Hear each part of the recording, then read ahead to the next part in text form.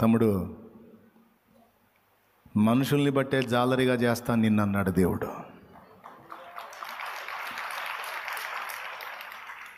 ఈ లోక సంబంధమైన సంపాదన అనే మందలు కాదు, నువ్వు మందలుగా ఆత్మల్ని సమకూర్చాల్సిన రోజులు రాబోతున్నాయి. ముందు మందలుగా ఆత్మలను రక్షణలోనికి నడిపించాల్సిన రోజులు రాబోతున్నాయి.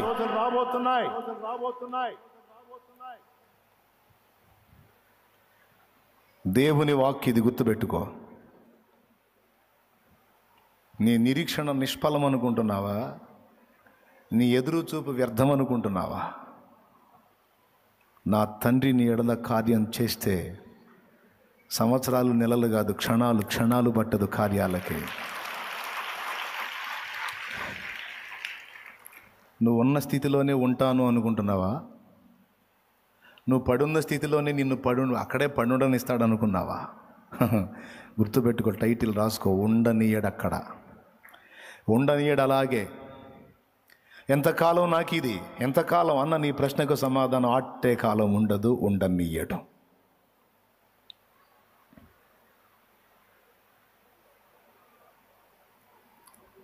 ముప్పై 38 సంవత్సరాల జబ్బు రోగంతో పడున్నాడు ఒకడు, ఉండనిచ్చాడు అక్కడే. వాడప్పటికి బహుకాలము నుండి ఆ స్థితిలో ఉన్నాడని ఎరిగి, ఇదిగో నీవు స్వస్థపడగోరుచున్నావా అని పలకరించి మరి వాని బాగు చేసి పంపించాడు. శృంగారమన్న దేవాలయం దగ్గర పుట్టినది మొదలుకొని కుంటివాడైన వాడిని అలానే అక్కడే ఉండనిచ్చాడా? లే, యేసునామంలో లేచి గంతులు వేసి నడవమన్నాడు. ఆధ్యాత్మిక కుంటితనంలో కూలబడిపోయావా? ఆట్టేకాలం అలానే సాగుతా అనుకుంటున్నావా? అట్లా ఉండనీయడు. పడతా లెగుస్తా ఉన్నావా? నిన్ను నిలబెట్టి తీరుతాడు ఆయన. ఈ అత్తగారింటికాడ ఈ బాధలు ఎంతకాలం నాకు? ఎంతకాలం ఈ అవమానాలు, ఈ తిరస్కారాలు? దేవా, నీ కార్యం కోసం ఎదురు చూస్తున్నాను. యెహోవా, నీ కార్యముల కొరకు నిరీక్షణతో ఎదురు చూస్తున్నా. యెషయా అంటాడు, యెహోవా కొరకు ఎదురు చూచువారు నూతన బలం పొందుతారు. క్రొత్త కార్యాలు చూస్తారు, క్రొత్త బలాన్ని కూడా పొందుతారు.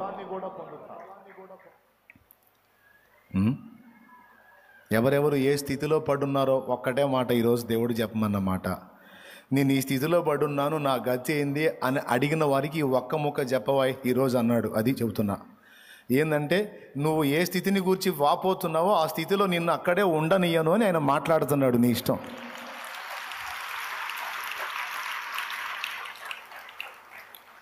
దుర్వ్యసనాల్లో చిక్కుబడిపోయి బురదలో పందికి నాకు తేడా లేని బతుకుతున్నాను. ఎంతకాలం అంటే దేవుడు అంటున్నాడు, నిన్ను ఆ స్థితిలో ఉండనియను. నువ్వు నా వైపు చూస్తున్నావుగా.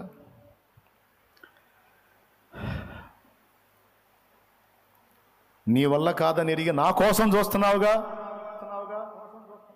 విడిపిస్తాను నిన్ను.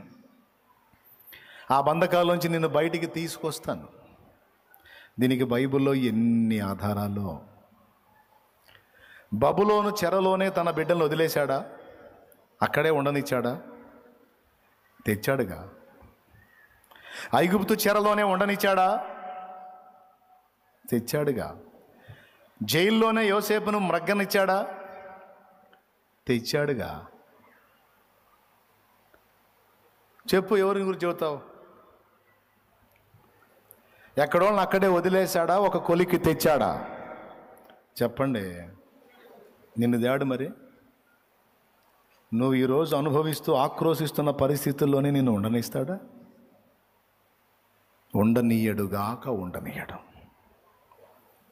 ఈ ముక్కే చెప్పమన్నాడు. నా జనులు ఇక ఎన్నడూ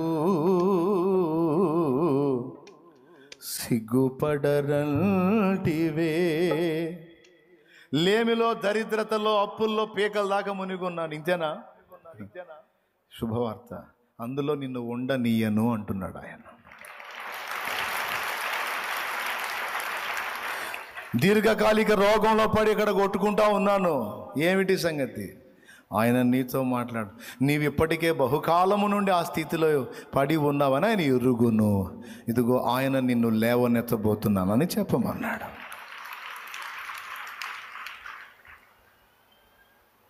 ఇప్పుడు నువ్వు ఏ స్థితిని చెబుతావో చెప్పు. నువ్వు దేన్ని ఎక్కడ ఇరుక్కుపోయి అల్లాడిపోతున్నావో చెప్పు. దానికి ఆయన సమాధానం ఒక్కటే: నేను ఉన్నవాడను, నిన్ను ఉండనీయను. దేవునికి మహిమ కలుగునుగా.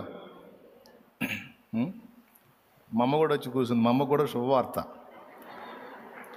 వాన పడితే ఆ ఉన్న రేకులు ఇల్లంతా కారిపోతుందంట. నీకు కూడా చెబుతున్నాను, నిన్ను ఆ ఇంట్లో ఉండనీయను అని. మరి ఏం చేస్తాడు? ఆ రేకులు తీసి ఇనుప రేకులు వేపిస్తాడు అంతే. నీకు ఆ బాధ లేకుండా చేస్తాను. ఆ స్థితిని నీకు అంటే అందుబాటులో దొరికింది లేయాలి. ఏందో మరి మారు మనసు పొందినట్టుంది, ముందు వచ్చి కూర్చుంది, అందుకని చెబుతున్నాను నేను. ప్రిలా, నేను జోక్గా చెబుతున్నాను అనుకోవద్దు సుమా.